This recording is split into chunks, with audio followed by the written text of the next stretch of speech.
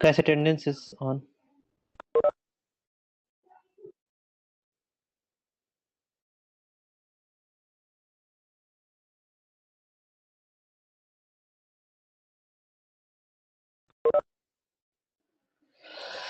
What is with Sahil? I don't understand.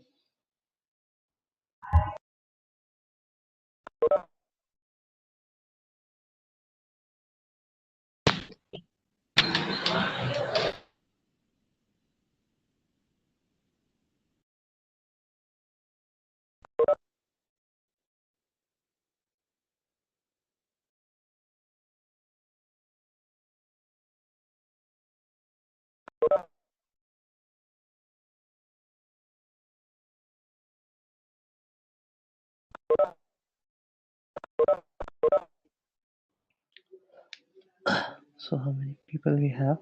35 only. Okay.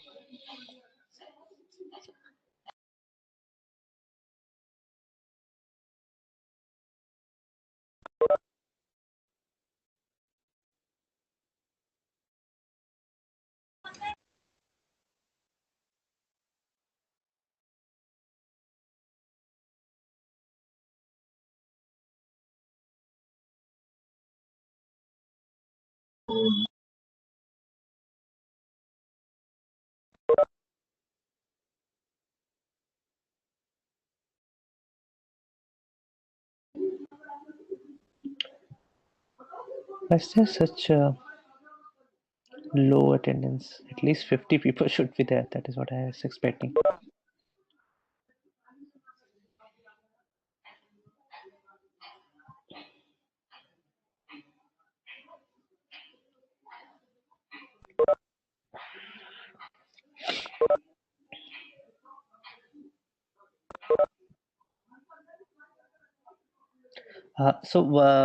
I mean, I think we are reaching 50 now. So one of the things that you guys had discussed yesterday, and we decided to do that today, is the code for reversal of a linked list. So I've just modified that simple linked list program. I'll actually add this code on Google Drive as well. So um, so this one has the reversal part as well. So we will discuss that. But other than that, any other program that you guys would like to discuss? This should take what, 20 minutes or so. So we'll Uh, have some more Hello, time. sir. Yeah. Sir, as I told yesterday that I have problem in that JDB, running of JDB. Yeah, So yeah. when I type any command, so it shows no symbol, table is loaded, use the file command. Did you use GCC -G at the time of creating your executable? Yes, sir. Uh, okay, so what I'll do is I think we have enough time. So Sanskriti, what we can do is I'll make you a co-host.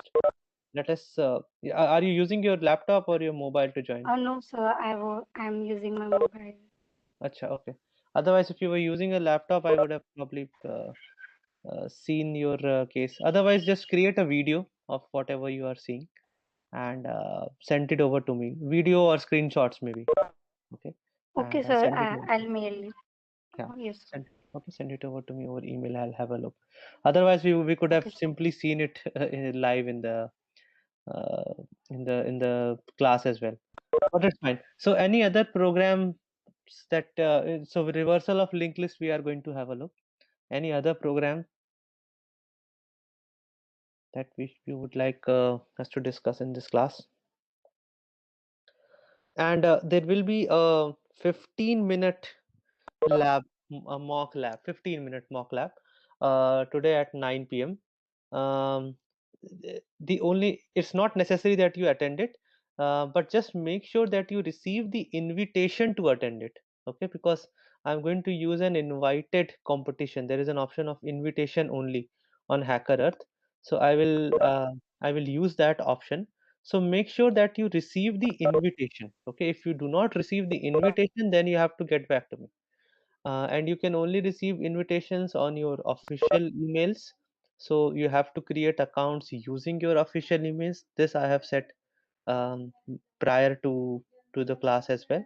So please make sure that if you have not created an account on Hacker Earth with your official email, please do it today itself. So at 9 you'll have a 15-minute mock lab, just addition of two numbers. That is what you'll have to make a program for adding two numbers. So before that, please make sure that your accounts are there, because I will use the invitation option to send the invitation to the official emails. And tomorrow we have the lab 4:15 to 6:15. Okay. And one more announcement. There, as I told you about, there will be a invited lecture, a lecture from a friend of mine, over the weekend. Not this weekend, but the next weekend. Not the coming one, but the next one. And you have to pick some day, either Saturday or Sunday. So please decide amongst yourself. If I don't get any inputs from you, then I'll pick a day and a time. And it's as I said, it's voluntary to it's not necessary to uh, attend that lecture. It's basically for your own wisdom. Okay. um, and it's not a part of your lab or a theory syllabus. So that is another announcement. Okay, let's now start with the stuff. Yeah, any program you would like to discuss, or shall we start with reversal of linked list? Okay, so let's start with this reversal thing. So I have added this code in the simple linked list program itself, and I've now renamed it to simple linked list 2. Okay.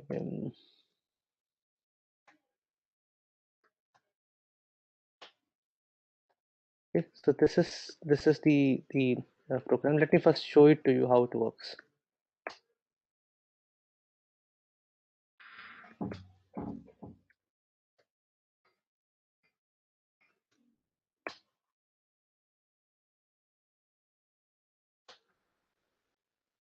Just insert some values.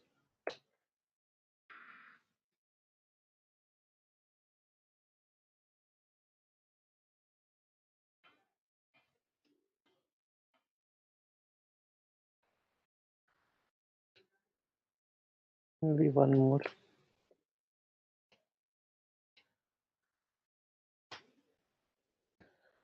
Currently the list looks like this: 20, 30, 40, 50.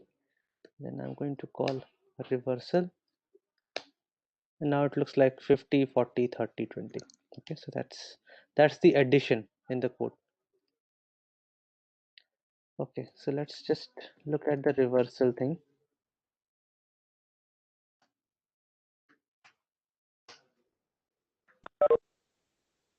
I have added another option in this program. There was just 1 and 2 for insertion and deletion. Now I have another one. This is 3 for reversal. And earlier there were two functions only, insertion and deletion, in this program. You guys can see my screen. Sorry, I should have asked it, because in the previous batch there were some issues. Okay, fine. So earlier there were just two functions, insert and delete. Now I have added a third function, and that is reverse. Okay. So let before we actually see this code, let us try to imagine really what is the overall core logic that we have to do. Okay, so you know that linked list is a kind of one way traversal data structure. What I mean by one way is, if you start from the head, you can move ahead, but you cannot come back, right?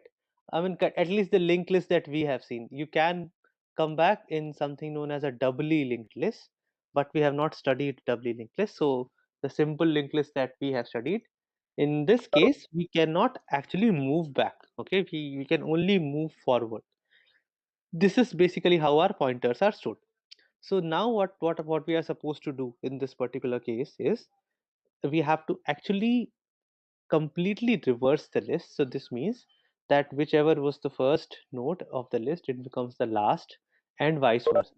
So one typical problem that we can always see here is that, because we cannot move back in a linked list, if I reach the last node, there is no way for me to go back to the second last node. Okay, because the pointers are always in the forward direction.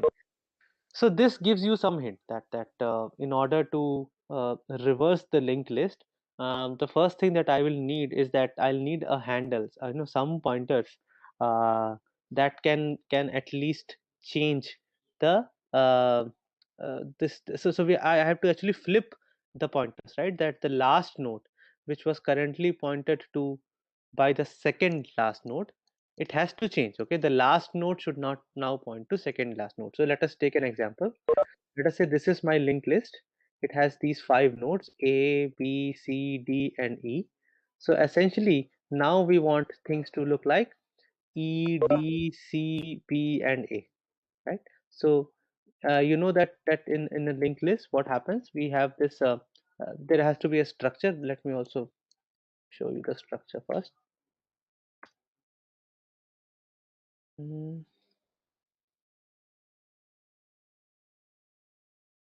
so it has a next pointer and has a value, right? So,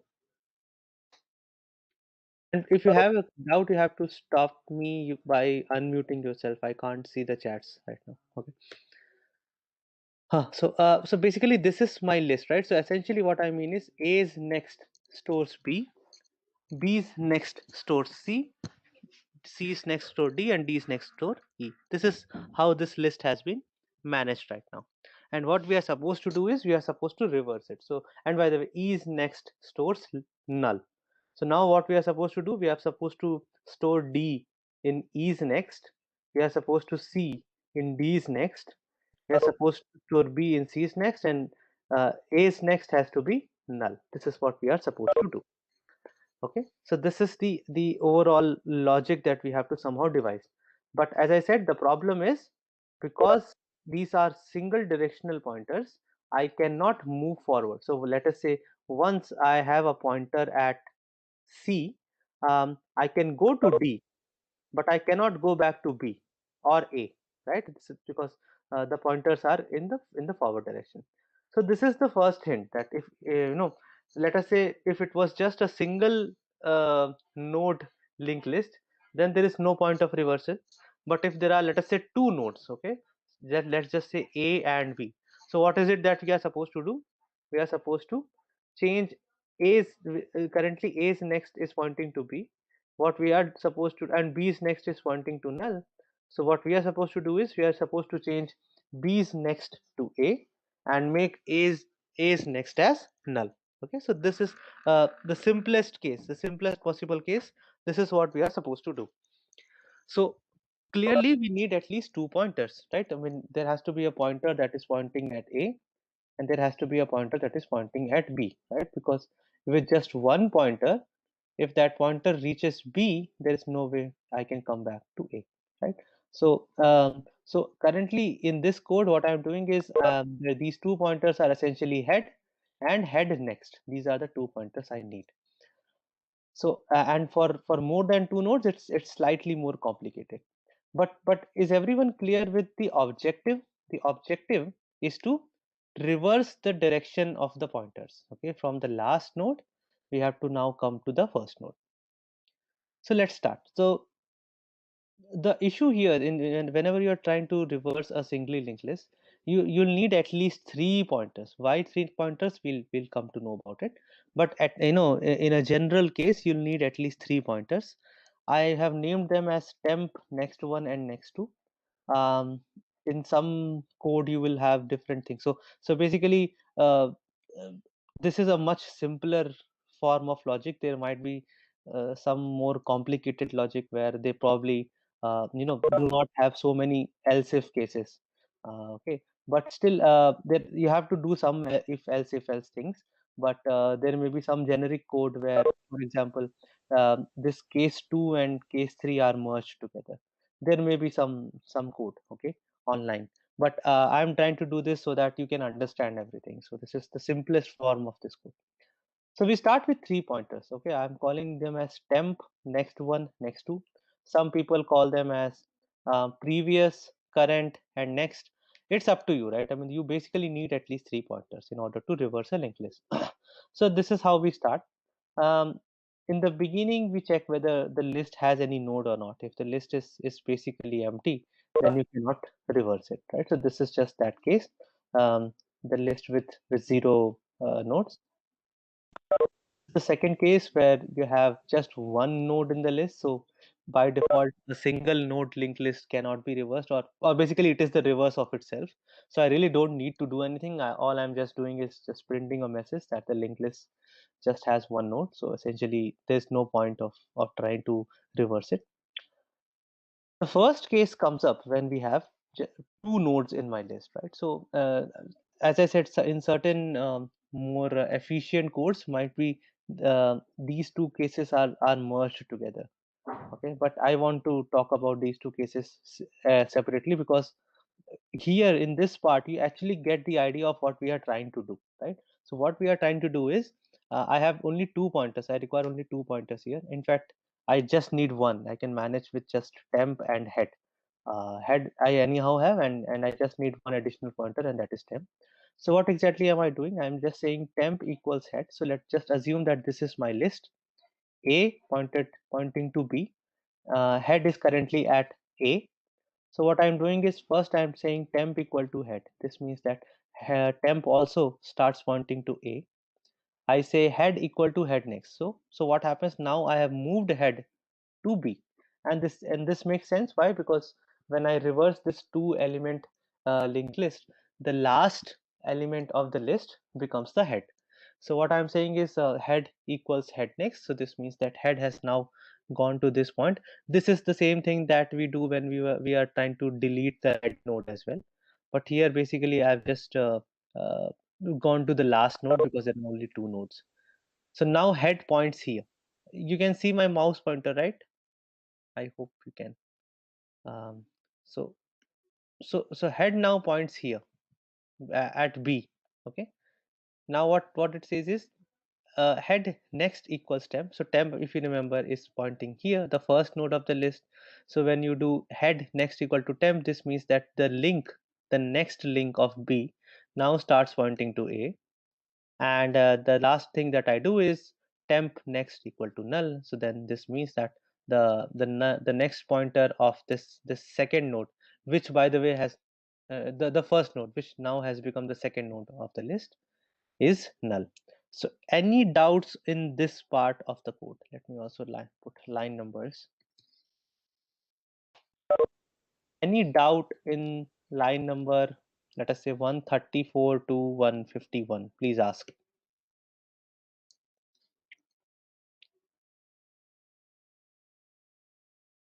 It's clear what is happening here. I've also written these comments. Sir Yeah, 144 कौन सी? Sir 144 144. Okay, ठीक है. सो अभी 144 पे हम अच्छा हाँ, right right, sorry sorry sorry, I should have told this. So basically, we are just trying to figure out how many nodes this linked list has. Okay, I say that if head is double equal to null, it means it has no nodes.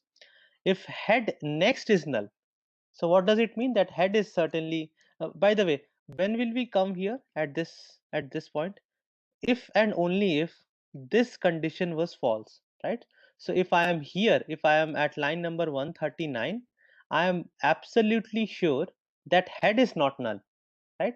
So now I can check what does head's next pointer stores. Okay, if the head's next pointer stores null, I am sure that there is only one node in the list, right? Because the head's next is null.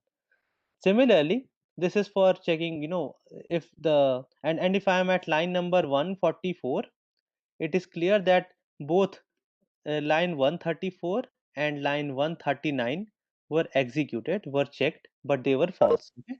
So now I am pretty sure that head is not null and head next. Okay, the next node in the list is also not null. So what it means is, there are at least, okay, there are now at least head next is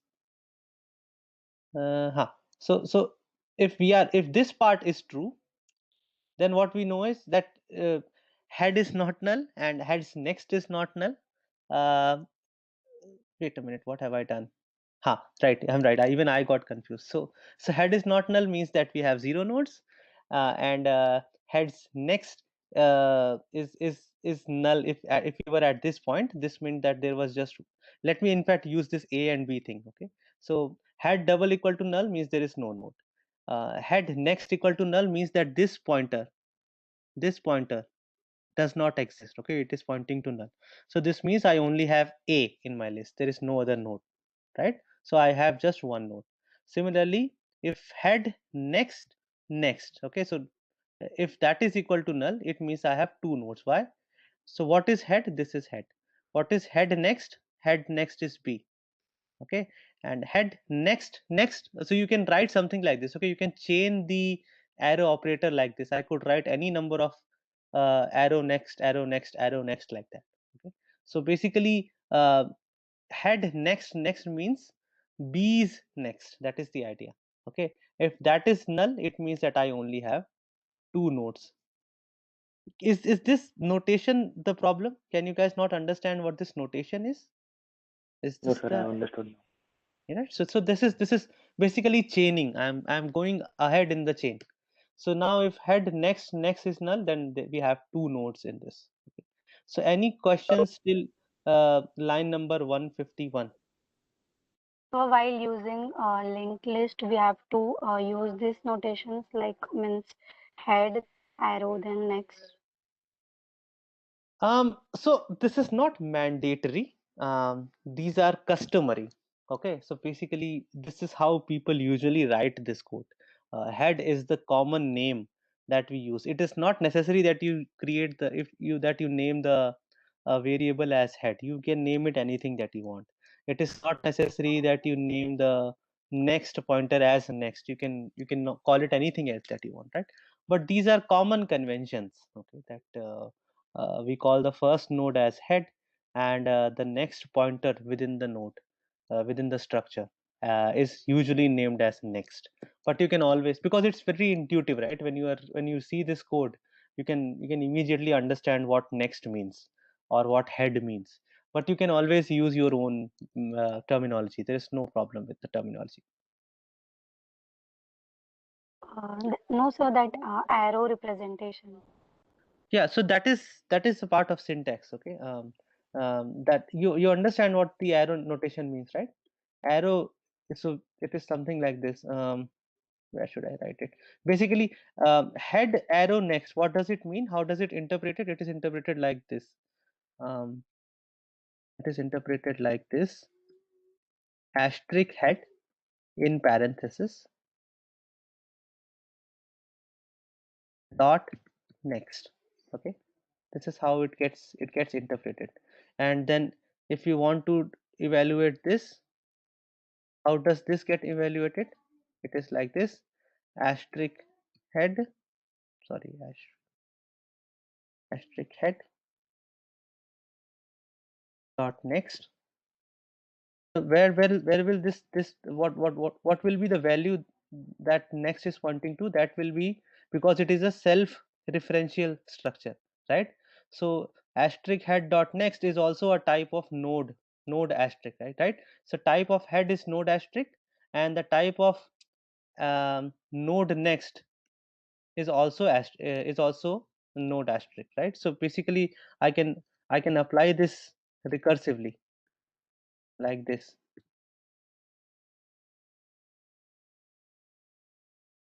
Okay, does this make sense? This is what this notation Yes, means. sir. This notation means this. Any queries?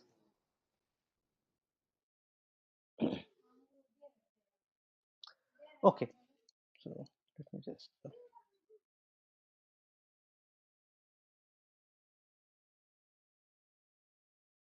So up to two nodes you can understand, right? All I have to do is just flip one pointer, right? The second node, the next of the second node starts pointing to the first node, and the next of the first node is set to null, and now I change my head to point to the second node, and now my list has been reversed. With more than two nodes, it is slightly complicated, right? Why complicated? Let me tell you. So what happens is something like this. I need three pointers. Why three pointers? Let us assume I have this A, B, C, D, and E. Okay. So I'll keep three pointers. The idea is something like this. One pointer is at A, another pointer is at B, and the third pointer is at C, right? In order to move forward in this list, what I have to do? I have to follow the next pointer of C, right? If I follow the next pointer of C, I will go to D. So I can progress in the right direction, on the right. I can go forward in the list.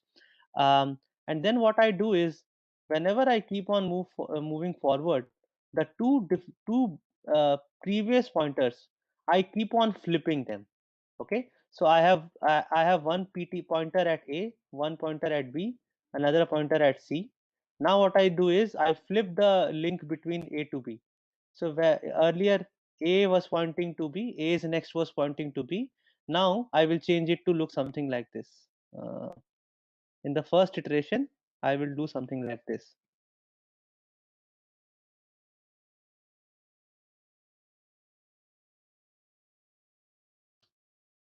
And then the rest remains exactly the same.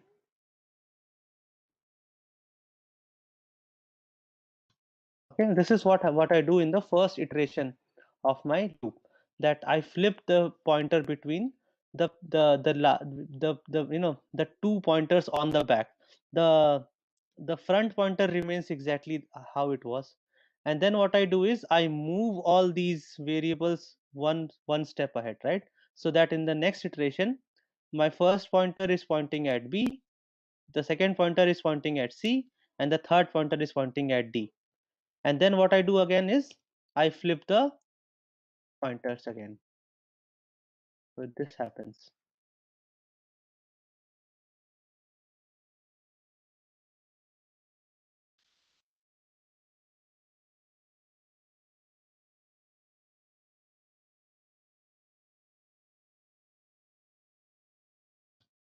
This, okay. And now I move my pointers again one step ahead. So now my first pointer points to C, my second pointer points to D, and my third pointer points to E, and I flip the pointers between the first two. So then it becomes like this.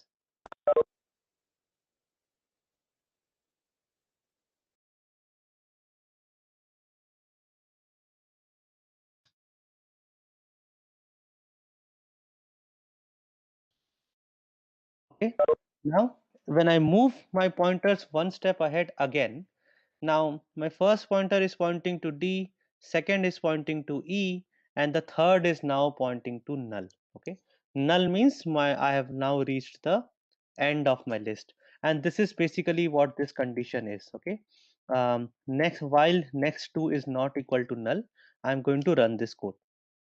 Okay. So this is the idea that I'm going to change this. I have to continue this process until my third pointer becomes null.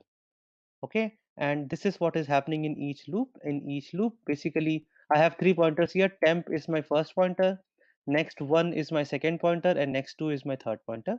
In each iteration of my loop, what I'm doing is next one dot next becomes temp, right? So basically, I flip the pointer between the first two nodes, first 2 pointers, and then I move everything ahead by one.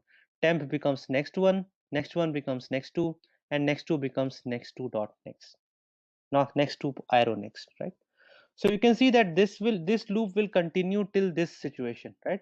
That everything is reversed, with exception to the last pointer between the last node and the second last node. This is what is left. Okay, and to do that, this is where I am doing it. Okay, this is the last flip as well. Next one dot next equal to temp. So at this point of time, this whole thing will become. Mhm.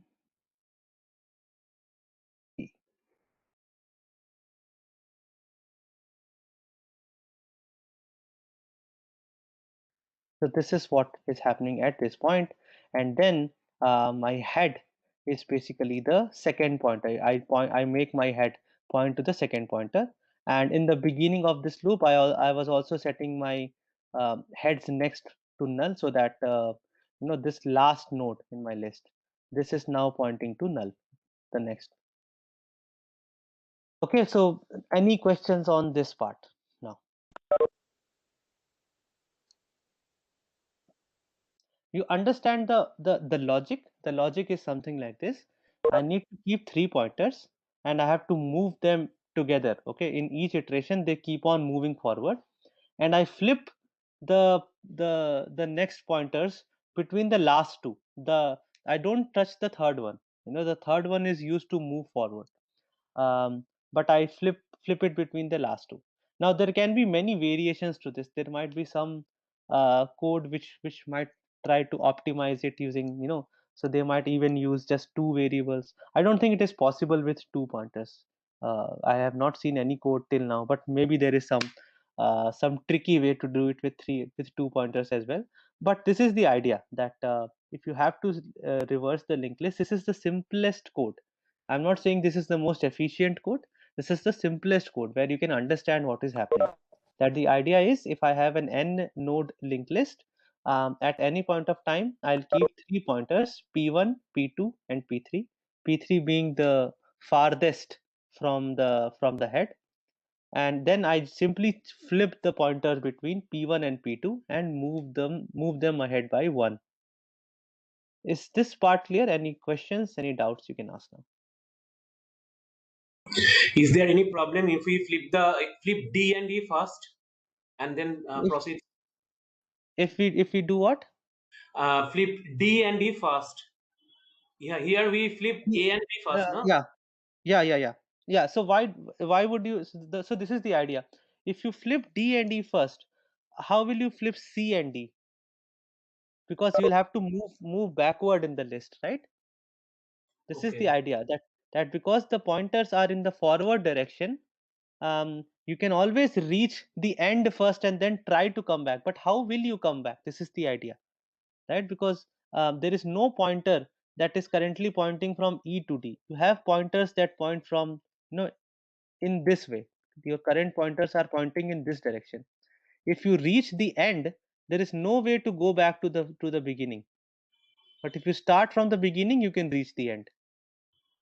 okay, got it. Yeah. Any other questions?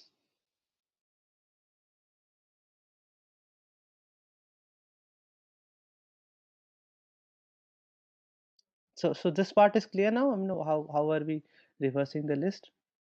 It's probably not the right program to discuss in an introductory course. This is something that we should have left for data structures. But still, right? You guys were interested, so I thought, okay, I'll add the code and No, it we'll will discuss. come again, sir. It will come what? It will come again in our syllabus later. You will study it in data structures. Okay, sir. Thank you. Yeah. Relaxation. Yeah. I mean, in data structures, you will study everything from scratch. Stack, queue, linked list. There will be many others. Okay, there will be trees, heaps. I'm not sure whether they'll teach try or not, but there are so many other data structures that you will study in data structures. So all that I have taught you is kind of, a precursor to what you will learn later. Okay, anyhow, so if we and by the way, I also thought this will be a good example because you will get to understand the pictures of pointers. You know how by simple manipulation in pointers you can do so many things, right? So that is this was more of a pointer example for me rather than a linked list example. Okay, so I think we are done with it. If you guys have no more doubts, let me also check the chats. Yeah, no doubts, right? Okay, so any other we have it is only 12:50, right? So we have more than half an hour left. No, not more than. We started at 12:50 actually. So we have about 20 minutes more. So what other things you would like to talk about? Any other program that you feel we should discuss?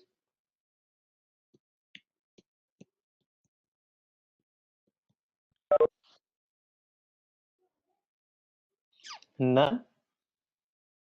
Okay, so then I assume that um, you guys understand you guys have understood the course that we have discussed in the class.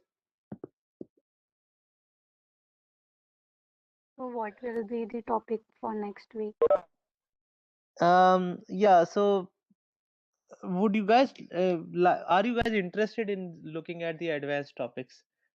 Because for what I had actually kept aside for the last week was some specific assorted topics from C. In fact, let me just share this. So I'm stopping the screen share now. Okay, I hope it is clear. So let me just open up the syllabus once again. In INSEM exam, these topics will come, sir. Linked list, tags, queues. No, maybe just a conceptual question that nothing about code. Okay, conceptually you should know what a linked list is, but it will not be like there won't be a code question on this. This all these things you will study in data structures. But yeah, conceptually, I at least expect you guys to differentiate between what is a stack and what is a queue, or what is the use of linked list kind of thing. Mm,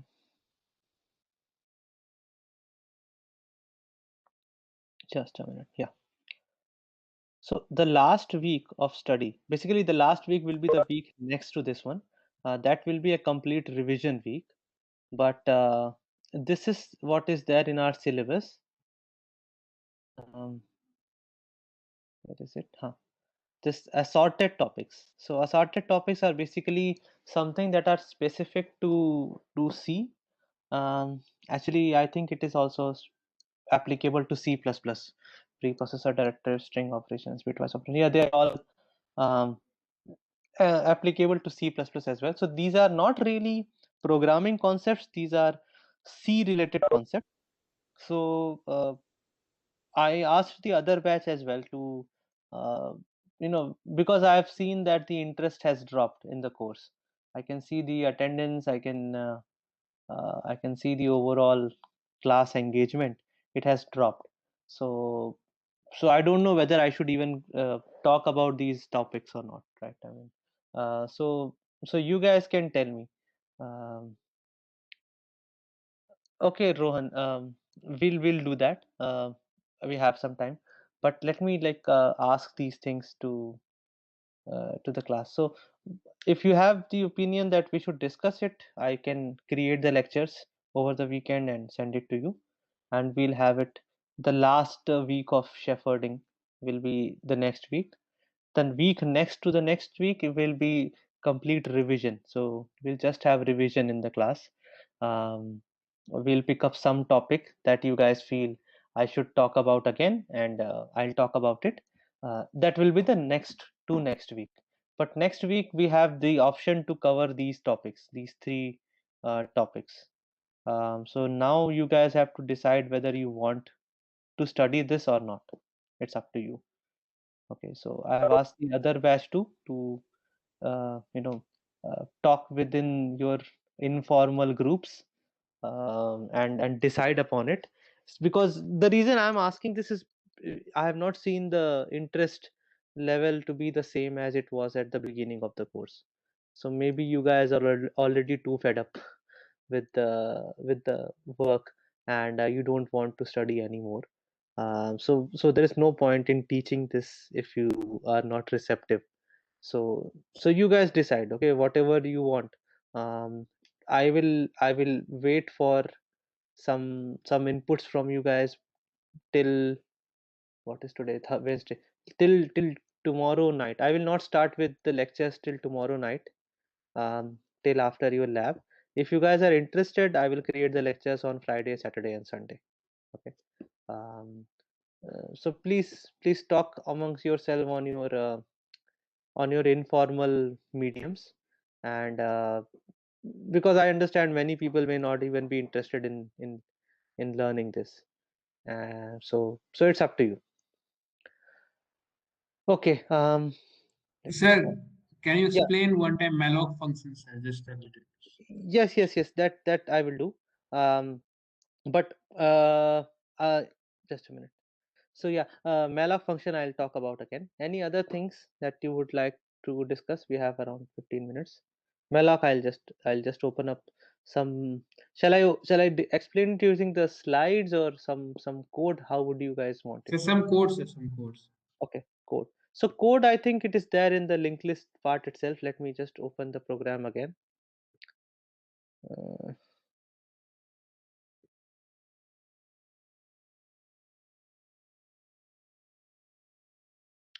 okay, so there is the use of malloc in the insertion part. Yeah. So let us just try to understand where and when do we actually need malloc. Okay. Um, so when you guys remember when I taught the stack related stuff, I told you that whenever a new function call is made, there is a place in the memory where some memory gets allocated. I called it a stack frame, right? And within this stack frame, all your local variables are allocated. Okay, the local variables reside in the stack frame that is associated with a particular function. Now, as soon as your function returns, as soon as uh, the execution of the function completes, that stack frame is removed as in it gets deallocated. So automatically any memory that was allocated for your local variables, that also goes away, it gets freed. There is another place within the memory that we call as heap. Okay. Now heap too is a data structure. You don't have to worry of what exactly is a heap, how does it look like. Just consider that heap means another part of your memory, another part of your main memory, which is allocated to your program. In heap, whenever you want some memory dynamically as in you're running your code, you're running your program, and on the fly you need to create some variables, right? Now, till now you would the regular way to use variables is that you basically declare it like this, right, at the beginning of a function. Or in the modern compilers, I think you are also allowed to create these variables anywhere in the body. It's just a good practice to, if you're using C, it is a good practice to declare all of them in the define all of them in the beginning of the function. But yeah, but these are not dynamic memories, right? This is all static memory, right? Static as in at the time of compiling your code itself, the compiler can figure out exactly how much amount of memory is required to execute this particular function, right? Let us say you create 4 integers, 3 characters, and 2 doubles. Then basically you need 16 plus 3 plus what, 16, so 35 bytes of memory. But this is all static memory, right? You This is something that the compiler knows at the time of compiling your program itself. What if you need some memory on the fly? When I say on the fly, it means that when your program once runs the first time, you needed some 40 bytes of additional memory. When you run the program second time, you need 50 bytes of additional memory.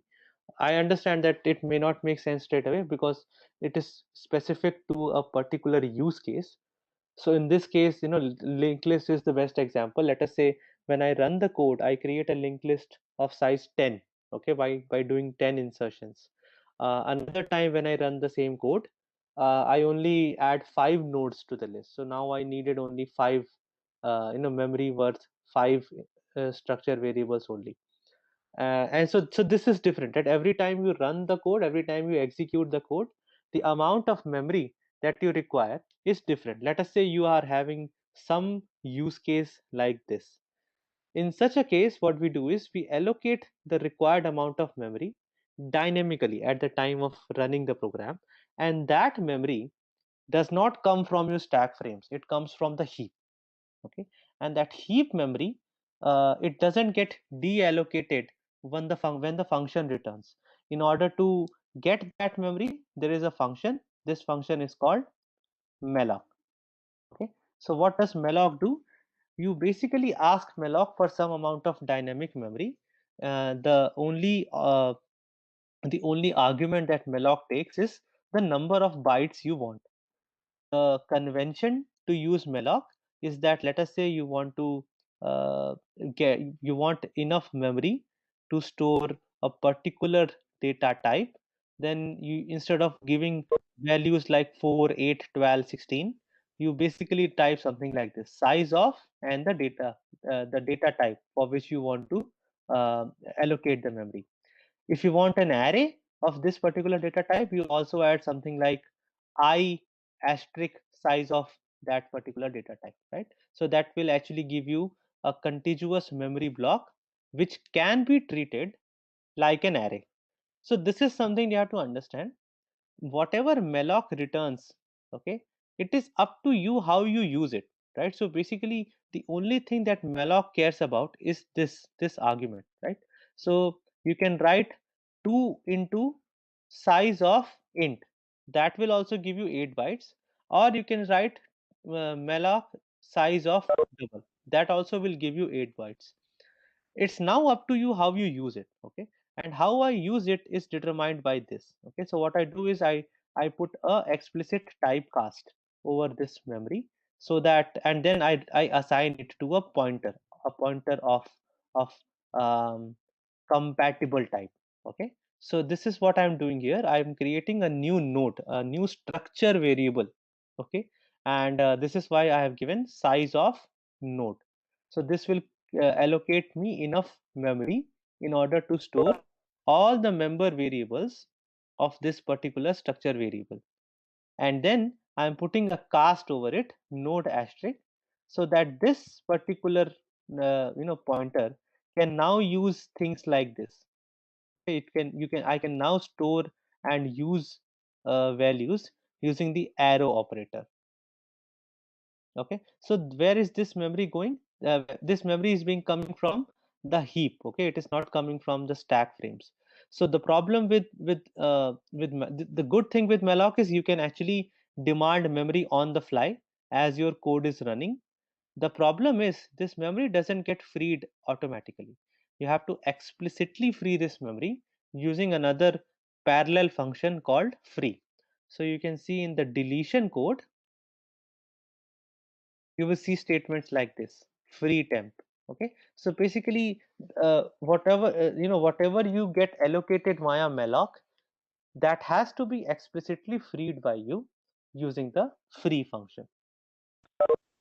So then that memory gets freed. Then that memory in the heap can be used somewhere else. Any questions on this?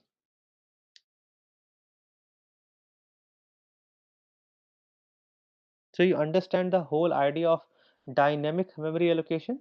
We use it in use cases where even we are not sure how much amount of space is required while running a particular program. How much amount of memory will I require to actually, run my program? In such cases, we use functions like malloc. Is it clear now? Yes, sir. Any doubts on this? And again, the malloc doesn't actually care how you use a particular allocated memory. It only cares about number of bytes. So you have to do a typecasting like this. Okay, you have to say that from here onwards, please treat this memory as that belonging to a structure variable of type node. Okay, um, so this you have to do explicitly, because the memory that gets allocated, that is just some number of bytes. Its interpretation is up to you. How do you interpret it? You can interpret it as an array, a single variable. You can interpret it as two integers or one double or 8 characters. It's up to you. Okay, basically you have some contiguous memory. Now you treat it the way you want. And once you have done, once you have used it, then all you have to do is you have to pass it to the free function so that this memory can be deallocated. Any other queries? Other than the malloc part, we still have what, 7 minutes left. So other than anything other than malloc and free, this part is clear. Any questions on malloc? There are, by the way, some other functions as well. There is one called calloc. There is one called realloc, but I'm not sure how many of these are actually standard. So some of them might only run on certain platforms. um but malloc you will always find everywhere. Okay, so I usually use only malloc. I don't use the other forms of this asterisk alloc functions. But yeah, in fact, if you let me just check it like this. If you just what slide did I make? Man.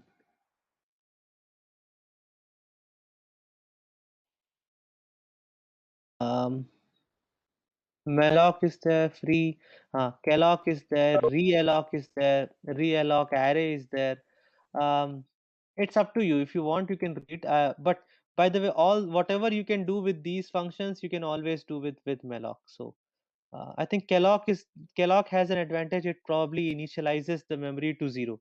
So calloc also is heavily used, because it will not only create it will not only give you the memory block, it will also initialize it. So it is slightly slower as compared to malloc, but sometimes you might want it as well. Any other queries?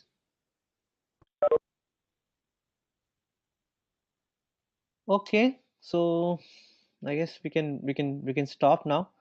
um you guys can tell me if you want to study uh, the three assorted topics. If you don't, I won't teach them. It's up to you. Okay, if I get some 5-10 people requesting for it, I'll at least teach it to those 10 people. But I need some guys who really want to study. Otherwise I won't teach that part. And the next to next week anyhow is revision. Okay, so thank you guys. Please, you know, okay, Akshay. So, So yes, hello, sir. yeah, go ahead. So I can share my screen now as I joined Yeah, sure. We using my have some laptop. time. Yeah, sure. Let me make you a co-host. Sanskriti.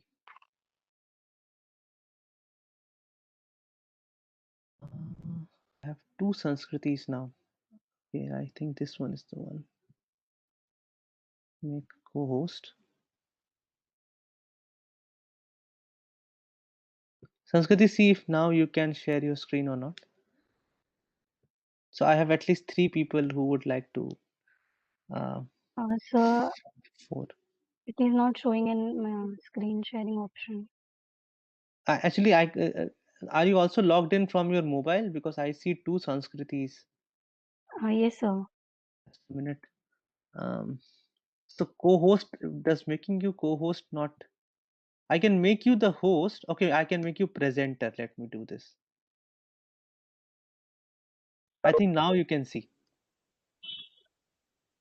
Yes, sir. Right.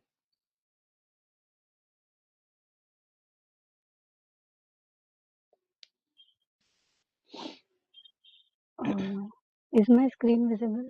Yeah, it is visible to me at least. Just go out first. I mean, what exactly does it say? Debugging symbols. Yeah, go out. Go out. Quit. Which program is it that you are trying to use? Also, earlier I used the program which was already made by me, but here I again tried using, means I had made a See, I new can already find the problem there. This is the problem. When you do gcc minus g sanskriti.c, then do gdb space dot a dot out dot slash a dot out. also, but why a dot out? I Because saved it by no. See. When you do gcc minus, either type this, do this gcc minus g, and let me type it here. You can probably copy paste. Yeah, minus g space minus o. Now do that sanskriti dot out. space or Yeah, the minus o space sanskriti dot out, and then sanskriti dot c space yes. space sanskriti dot c.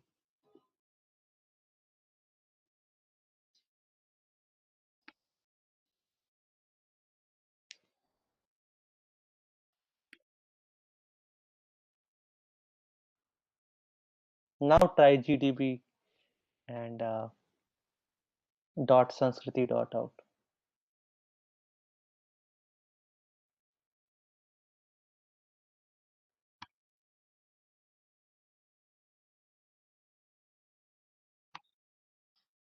Yes, it is working now. Okay. Yes, Okay. sir. So yeah. So now you can try out the other commands as well. That will also work.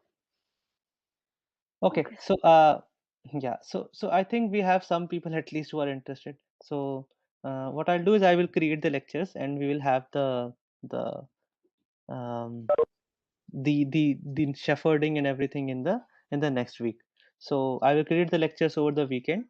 There will be 3 lectures, of course, one each for all of these 3 topics, and we'll discuss it in the next week. Okay, guys, I think we have finished on time. So yeah, Anurag, thank you, Anurag. Okay, yeah, I said even if I had 10 people to teach, I will teach them. Okay, so I think I will reach 10 easily now. um, so yeah, okay, so we'll meet next week, guys, and okay, Sanskriti, good. So we'll meet next week, guys, and next to next week will be our revision. Okay, and 9 p.m. today there will be a mock lab, 15 minutes. It is not necessary that you do the lab, but at least you should receive the invitation to attend the lab. That you should see. Okay, you should if you don't receive the invitation, then please get back to me. Okay. Okay, guys, bye.